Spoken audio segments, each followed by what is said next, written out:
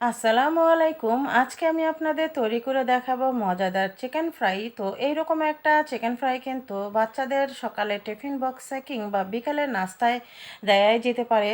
বাচ্চারা বড়রা সবাই কিন্তু ভীষণ খুশি হয়ে যাবে। তো একটা বল নিয়ে নিলাম আর এখানে আমি রেখে দিচ্ছি ব্রয়লার চিকেন, আর এটা কিন্তু ব্রয়লার চিকেন দিয়ে করলেই বেশি ভালো লাগে। তো আমি এখানে কিন্তু দেখতে পাচ্ছেন একটা মুরগির কিন্তু শুধুমাত্র বুকের যে অংশটা মানে খাঁচাটা সেটা বাদ দিয়ে কিন্তু বাকি সম্পূর্ণ অংশটাই নিয়ে নিয়েছি। দিয়ে দিলাম স্বাদ মতো লবণ, আর এখানে আমি একটু মরিচের গুঁড়ো দিচ্ছি, একটু ঝালটা বেশিই দিচ্ছি। দিচ্ছি ধনিয়ার গুঁড়ো, দিচ্ছি রসুন বাটা, আর এখানে দিচ্ছি আদা বাটা। দিচ্ছি এখানে ভিনেগার 1 টেবিল চামচ পরিমাণ, দিচ্ছি এখানে সয়া সস। সয়া সসটা একটু বেশি দিচ্ছি, আর এখানে দিচ্ছি আমি ওয়েস্টার সস। তো ওয়েস্টার সসটা যদি আপনাদের বাসায় না থাকে না দিলেও কিন্তু চলবে।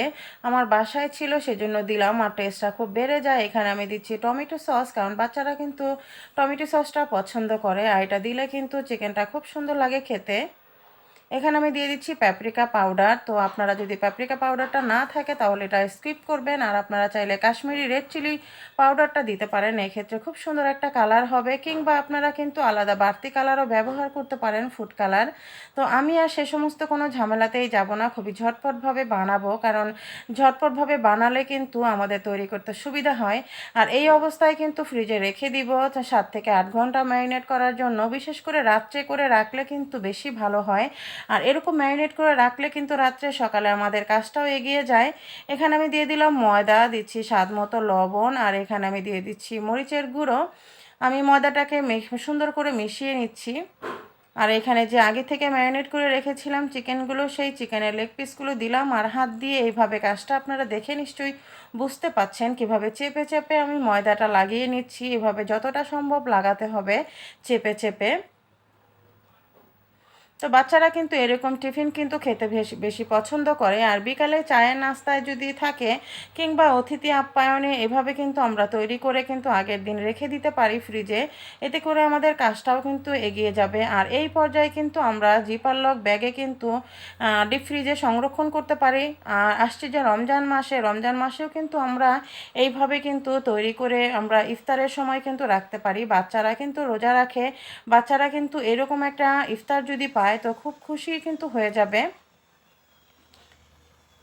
তো ফুটন্ত তেলে দেখতে পাচ্ছেন আমি কিন্তু চিকেনগুলো দিয়ে দিলাম, আর তেলটাকে ভালো করে গরম করতে হবে, আর অবশ্যই তেলটা ডুবো তেল লাগবে। আর চুলোর আঁচটা কমিয়ে এপাশ ওপাশ ভালো করে উল্টে পাল্টে কিন্তু চিকেনগুলো ভাজতে হবে। এর ক্ষেত্রে কিন্তু খুব সুন্দর মচমচে হবে, আর ভেতর পর্যন্ত কিন্তু সেদ্ধ হবে। তো দেখতে পাচ্ছেন আমার চিকেন ফ্রাই কিন্তু হয়ে গিয়েছে। তো এভাবে করে কিন্তু আমি বাকি সবগুলো চিকেন কিন্তু ভেজে নিব।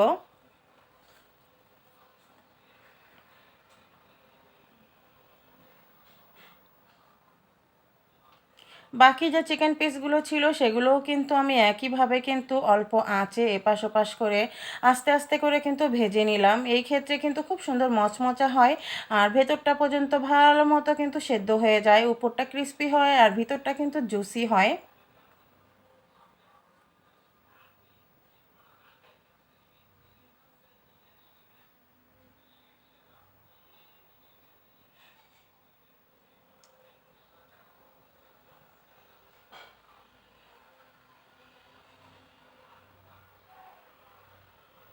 তো আমার কিন্তু চিকেন ফ্রাইগুলো তৈরি করা হয়ে গিয়েছে। আমি যেভাবে তৈরি করি সেটাই আপনাদের সাথে আমি শেয়ার করলাম, কিভাবে আমি ঝটপটভাবে চিকেন ফ্রাই তৈরি করি। আর কেএফসি চিকেন ফ্রাইয়ের মতোই কিন্তু এটা হবে, স্বাদও কিন্তু অতুলনীয়। আপনারা একবার হলেও কিন্তু ট্রাই করে দেখবেন, আমি আশা করছি অবশ্যই আপনাদের ভালো লাগবে।